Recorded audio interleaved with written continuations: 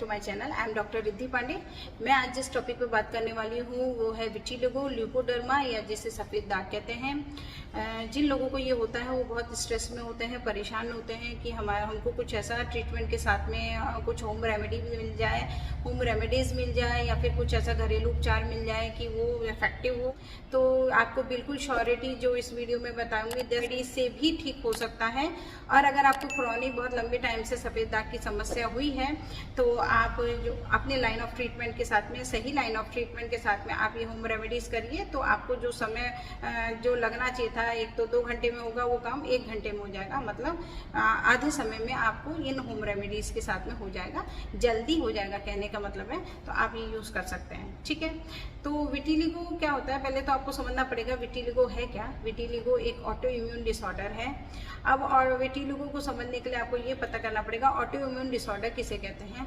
Auto immune disorder में क्या होता है गाइस, अपना जो इम्यून सिस्टम है, जो आपको रोग प्रतिरोधक जो तंत्र होता है, जो लड़ाई से बाहर से जो अपने बैक्टीरिया वायरस होते हैं वो उससे लड़ने वाला जो इम्यून सिस्टम होता है, वो अपनी बॉडी का इम्यून सिस्टम अपनी ही बॉडी की एक्टिव सेल्स को, ऐसी सेल जो हमारी किसी भी कार्यविधि में, क्रियाविधि में हमारे काम में आती है, आवश्यक होती है, उन सेल्स को डैमेज करने लगता है। इम्यून सिस्टम हमारी ही एक्टिव सेल्स को बॉडी की डैमेज करने लगता है, इसलिए इसे ऑटो इम्यून डिसऑर्डर कहते हैं। मतलब अपना खुद का सेल्फ जो इम्यून सिस्टम है वो सेल्स को ही डैमेज कर रहा है, वो भी एक्टिव सेल्स को डैमेज कर रहा है, इसलिए इसे ऑटो इम्यून डिसऑर्डर कहते हैं। और विटिलिगो एक ऑटो इम्यून डिसऑर्डर कैसे है, इसमें क्या होता है, अपनी बॉडी का इम्यून सिस्टम जो होता है वो मेलानिन पिगमेंट प्रोड्यूस करने वाली सेल्स जिसे मेलानोसाइट कहते हैं, उन मेलानोसाइट्स को ये डैमेज करने लगता है, जिसके कारण जो है रंग हमारा डिपेंड करता है, रंग बनता है वो होता है मेलानिन पिगमेंट के कारण हमारी बॉडी का, हमारी स्किन का रंग बनता है। इसके लिए मेलानिन पिगमेंट जरूरी है और मेलानिन पिगमेंट मेलानोसाइट से बनता है। और जो विटिलिगो हो जाता है तो हमारी इम्यून सिस्टम जो होता है इन मेलानोसाइट्स को डैमेज करने लगता है, इसलिए इसे एक ऑटो इम्यून डिसऑर्डर कहते हैं विटिलिगो को, ठीक है। अब विटिलिगो जो होता है वो आराम से ठीक हो सकता है गाइस, परेशान मत होइए। सबसे पहले तो आप स्ट्रेस मत लीजिए, मुस्कुराइए, खुश रहिए, बिल्कुल ठीक होगा। ये जो मैं आपको बताने जा रही हूँ होम रेमेडीज़, आप उसको यूज़ कर सकते हैं साथ में, ठीक है। और दूसरा है, लेकिन आपको सही लाइन ऑफ ट्रीटमेंट आवश्यक है। विटिलिगो बिना ट्रीटमेंट के नहीं होगा अगर आपको क्रॉनिक हुआ है, लंबे समय से है तो, ठीक है।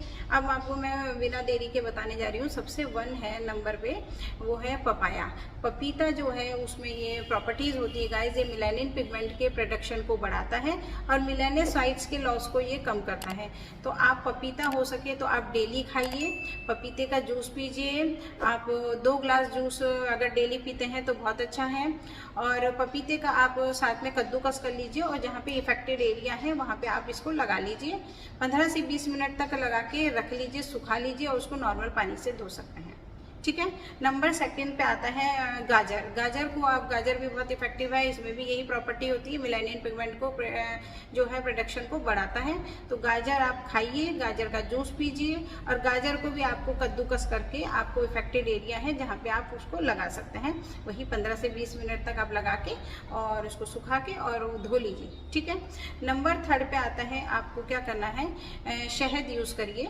शहद को एक गुनगुने पानी में, आप 1 गिलास गुनगुने पानी में आप 1 टेबल स्पून शहद डाल लीजिए और इसको आपको 2 से 3 बार लेना है। पूरे दिन में शहद को 2 से 3 बार लेना है, ठीक है। नंबर 4 पे आता है अखरोट। अखरोट को आपको 5 अखरोट आपको पूरे दिन में खानी है। 5 अखरोट खाइए और अखरोट को भी आप जो है पीस करके उसमें पानी मिला करके जहाँ पे अफेक्टेड एरिया है वहाँ लगा लीजिए। 15 से 20 मिनट में आप उसको सुखा लीजिए और फिर धो लीजिए, ठीक है। तो अखरोट को आपको यूज़ करना है। नंबर 5 पे आता है आपका तुलसी की पत्तियाँ। तुलसी की पत्तियों को आप खाइए दिन में 2 बार, 4-5 पत्तियाँ एक बार में 4-5 पत्तियाँ खानी है, ऐसा दिन में 2 बार करना है। और तुलसी की पत्तियों को भी आप पीस लीजिए और उसमें 4 से 5 बूंद नींबू की मिला लीजिए और अफेक्टेड एरिया पे लगाइए। तो ये भी आपको मदद करेगा मेलानिन पिगमेंट बनाने में।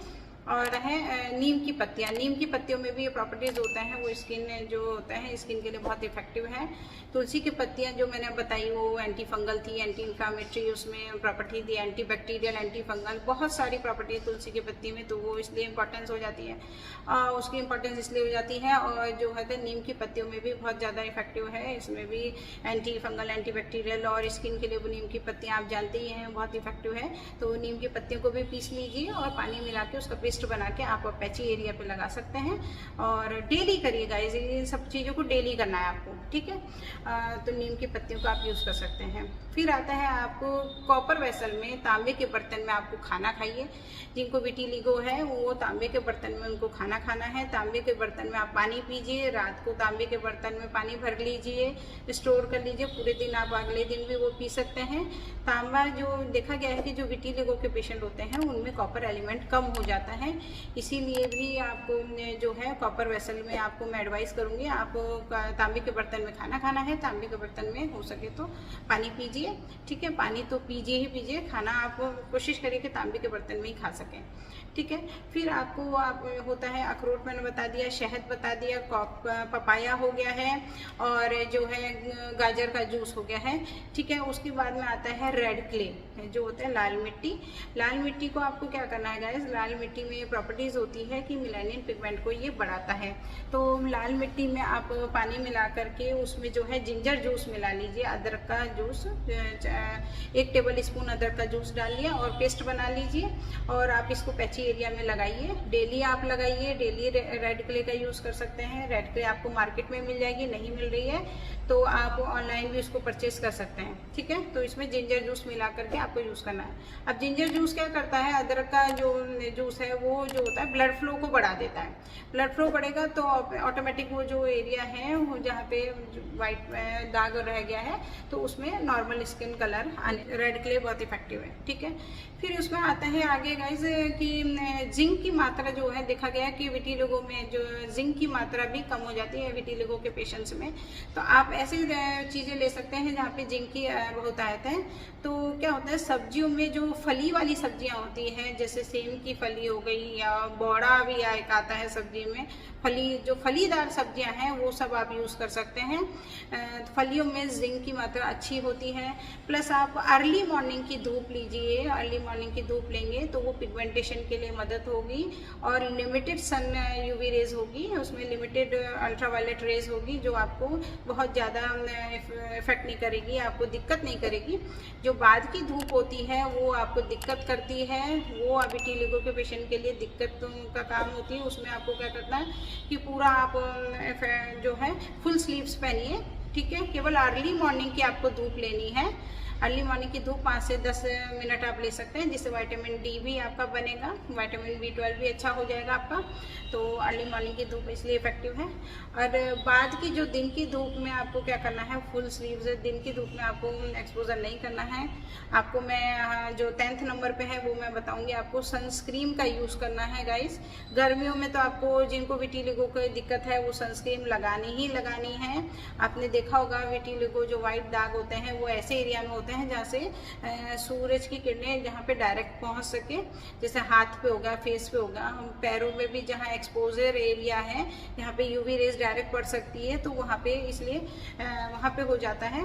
तो इसलिए अपन को क्या करना है, हो सके तो विटिलिगो के पेशेंट फुल स्लीव्स के कपड़े पहने, पूरा ढक के रखें। धूप से ज़्यादा आपको जो बहुत तेज़ धूप होती है वहाँ से प्रोटेक्शन रखना है, ठीक है।